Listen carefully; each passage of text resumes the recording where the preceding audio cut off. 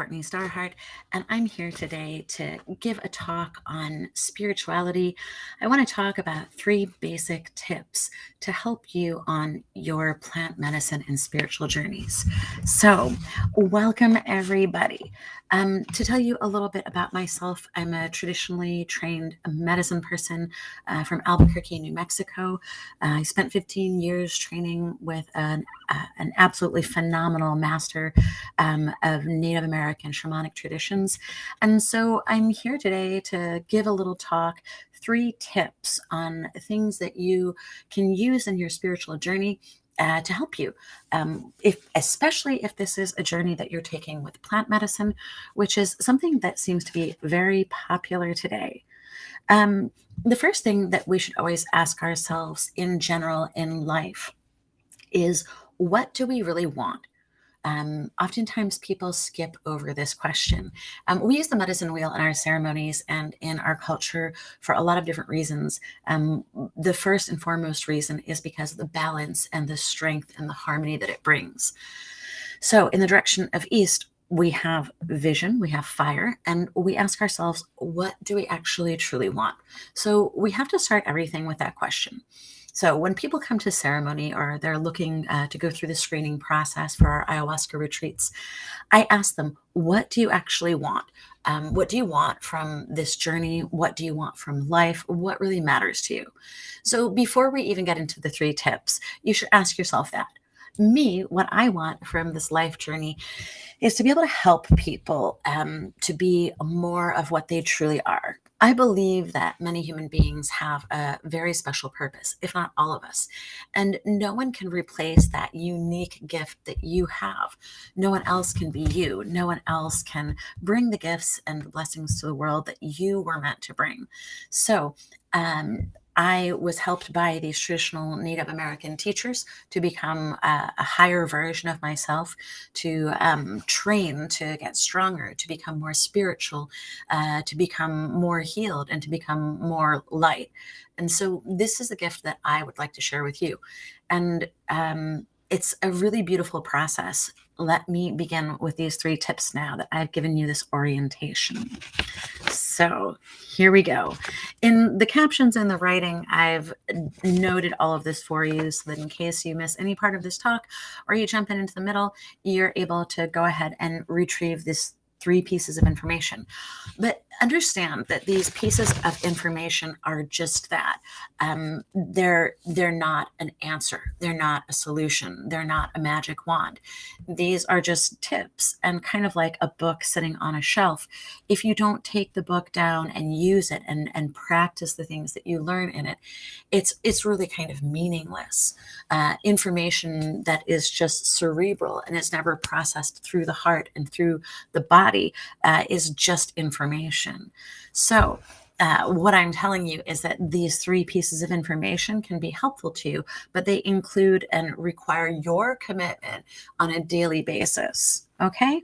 So, the first thing that you want to know is that you are Hu-man. You are not just a body. Okay. So you have an organic vehicle, right? And you also have a spirit, and you have this spirit, which is energy. The body is temporary and temporal. It is in the third dimension, and it has been developed over millennia to exist as a vehicle in this particular environment. Here on planet Earth, we've evolved to meet the needs of this particular environment. So there you go. That is your man part, and you have a Hu part. The Hu part is the spiritual part, is the energy part, is the eternal part. And the reason why we put a dash in the middle between Hu and man is because that is the mind. The mind is the connector between these two very different things. Your spirit and your body are completely different things. The rules of the physical world are different than the rules of the spiritual world. One is organic matter and one is energy. So it's really important when you're journeying in these worlds for you to be able to know the rules. So I want to show you this handy dandy map here. Okay. This is the Hebrew-Egyptian diagram. Um, the Native American diagram is somewhat more simple and mainly includes the medicine wheel right here. And that is the four elements of this world. This is the physical, and this is the astral. This is what people refer to as the astral plane. Shaman refer to it as the spirit world. Some shaman refer to it as the dream time. And so this is the place that we go to when we journey with plant medicine. Now, the reason why you want to know this is because the journey between here and here is actually a path. And like the path, say, that the Europeans took to Jerusalem, this path is fraught with trials, tribulations, sometimes predatorial entities. And when you journey from here to here, you have to kind of open up your energy body, your spirit body. And as you do that, you need to know a little bit about your environment. So, the mind is the connector between the physical and the spiritual. And the person who is running your ceremony should have a pretty good handle on what is going on in the spirit world. Because, imagine that you're like the Europeans who first came to Turtle Island, to Native America here, what they called the New World. It was a new world for them, but obviously there were people here. So it wasn't exactly a discovery or a new world. At any rate, they didn't necessarily know very much about their environment here. So imagine that you're these people and you're coming here. There are new animals, there are tribes, there are new languages, there are diseases, there are predators, there are wonderful, amazing things that you also don't really understand what came before it. The way that the Europeans talk about their arrival in the Americas is a lot like what most people's understanding of the spirit world is. It's a great analogy. There are a lot of things that have gone into the way the spirit world is. There are a lot of things that came before you in this place that you go to, right?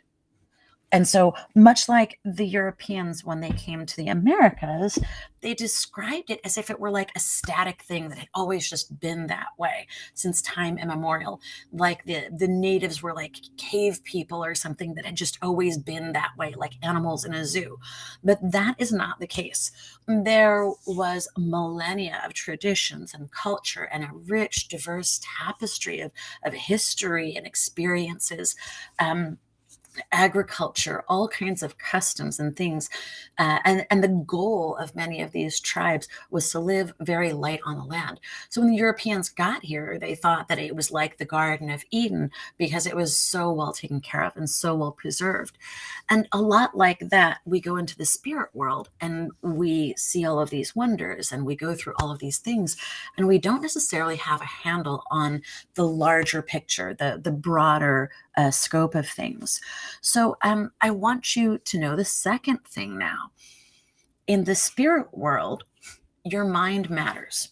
Your thoughts, your emotions, your trauma, your baggage, your DNA, everything that you are and ever have been is an actual real thing in the spirit world. Okay. So people go and they take medicine, whether it's peyote, it's ayahuasca, it's LSD.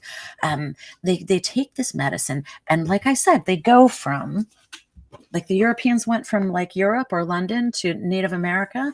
They're going to this new place that they don't know very much about. And so I want to help you to kind of get a handle on what you're dealing with. Because knowledge is power, especially if you use it. When you're going from here to here, from the physical to the spirit world, you're dealing more in energy. You're dealing more in mind than you're dealing in the physical anymore. And when you're dealing in mind and energy, there are a lot of things in this unseen world, in this energy world, that you may not know about. Not all of them are good and not all of them are bad. Just like the physical world, there's a really wide, vast variety of things that are there. And they predate your experience there. So even though you have an effect on the spirit world when you're there, you haven't made it. It exists and it has its own life and its own rules. So your mind matters there. especially, I mean, your mind matters here, but you don't see the results of your mind right away.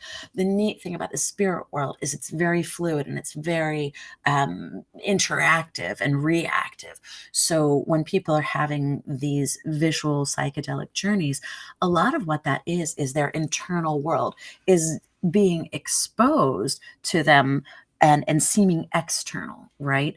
In the physical world, it takes a lot longer for things to manifest from our thoughts and our emotions.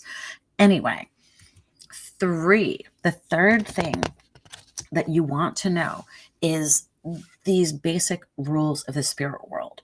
In order for you to get the most out of any type of spiritual journey or medicine ceremony, you really need to do your daily work.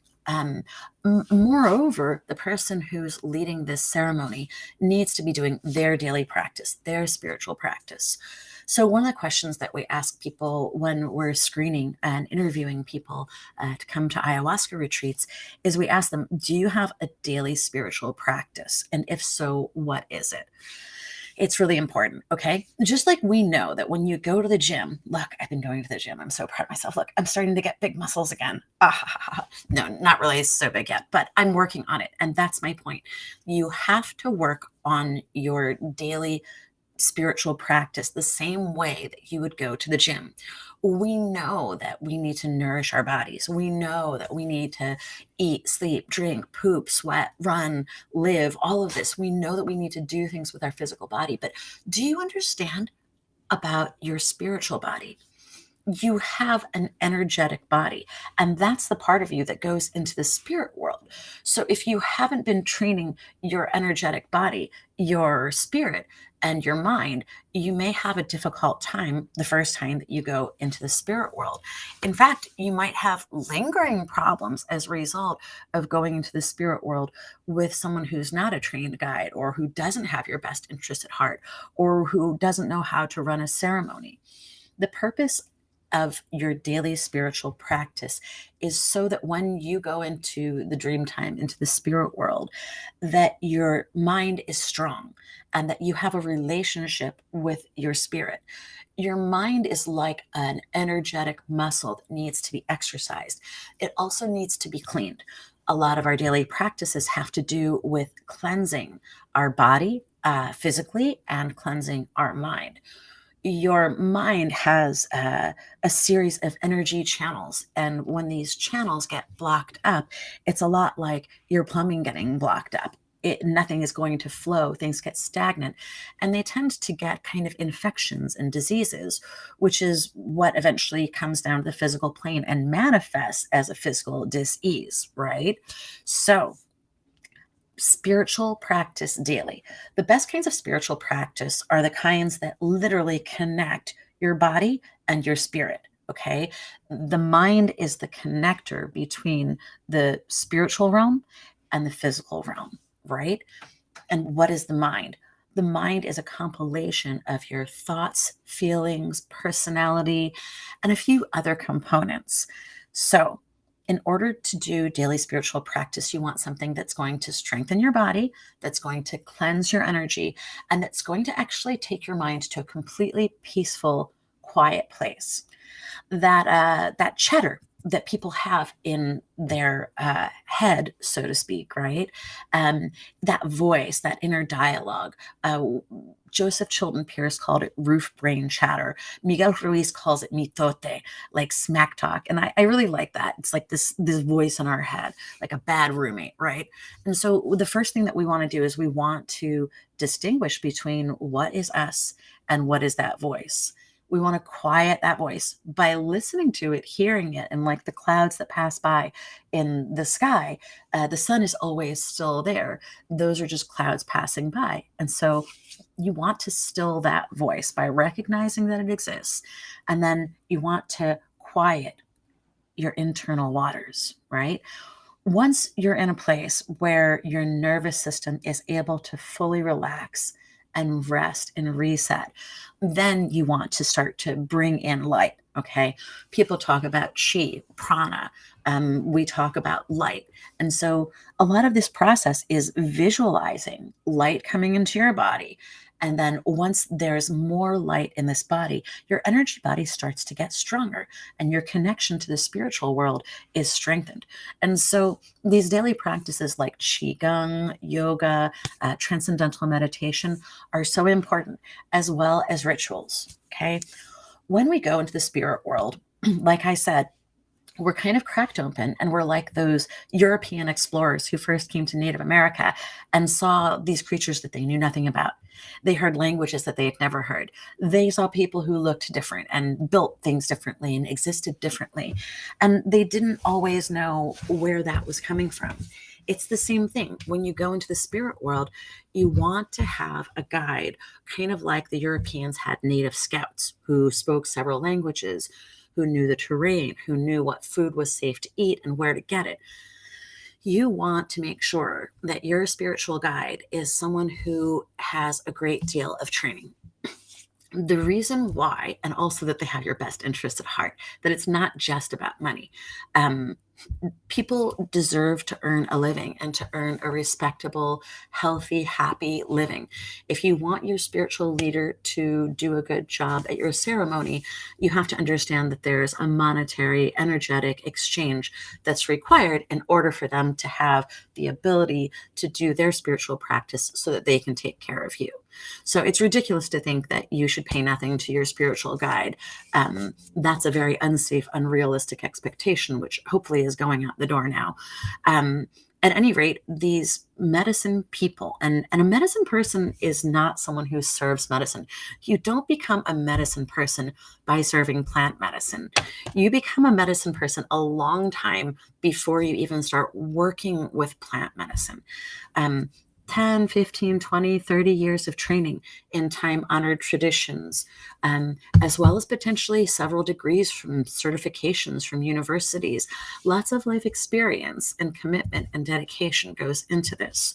So this medicine person that hopefully you go to for your ceremony should have a ritual. They should also have a relationship with the entities, the beings in the spirit world. I gave a client this example today. This is a jaguar. Hopefully you can see her little face there and her little paw. This is a lavender jade jaguar, and it represents one of the spiritual guides that I work with in the energy world, in the shamanic world. This is a being that has life there. You may not see the same physical representation here, but it's very common in plant medicine journeys for people to see and experience things that they weren't experiencing here in the physical world. Okay. And that reality there is completely different. And when your spirit is journeying in that medicine world, that spirit world, it is subject to the laws and the entities and the experiences of that plane. And just because you haven't seen that before in the physical world doesn't mean you're not exposed to it in the energy world. So the person who leads your plant medicine journey or your spiritual journey should be a very experienced guide. If you were a European pilgrim, a settler coming, say, from London to the New World here, you would want to have an absolutely top-notch scout who had your best interests at heart. So if you're in the middle of the wilderness, your scout doesn't decide to put a knife in your back, okay? But a lot of the people who are leading these plant medicine journeys not only don't have any experience in the spirit world, they're not really strong enough in and of themselves to protect people. And they also don't seem to be familiar sometimes with the rituals. So the rules of the spirit world are different than the rules of the physical world, though they're similar. So let's go over the three things. Before you even start anything, you need to ask yourself what your intention is for your spiritual journey.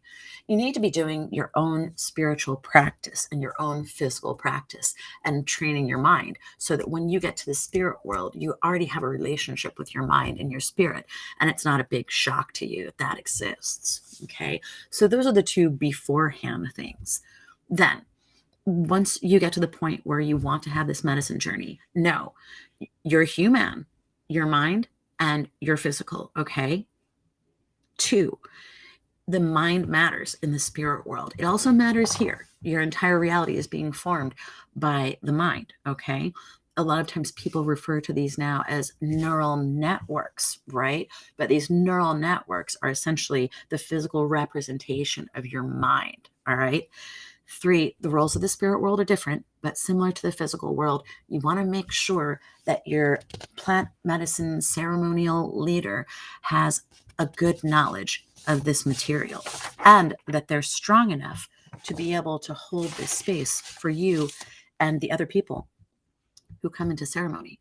You also don't want to sit in a ceremony with a ton of people because none of us know exactly what's going to come out every single time we go to the spirit world. Even I don't know what's going to come up or the things that we're going to encounter, but that's why I spend the time making relations with my allies in that world. Just like the Europeans needed Native American scouts when they first came here, I need my allies in the spirit world. And if your spiritual guide hasn't made the proper relationships with these beings, these scouts who protect you and guide you when weird shit happens in the spirit world, because it does, right? Because it's not exactly like here. You need to have a relationship with these beings. So that's my talk for today. It's a lot probably for people to grok, and it might be kind of high level or it might seem a little strange. But I hope that this information has been useful for you. Once again, this is Courtney Starhart. I welcome you to look at the Church of the Natural Law and learn more about our ceremonies and our retreats and our trainings. And whatever you choose to do and wherever you choose to go, I pray for you that you have a beautiful, a wonderful experience that is mind-opening and is helping in your evolution to become the best version possible of yourself. Much love.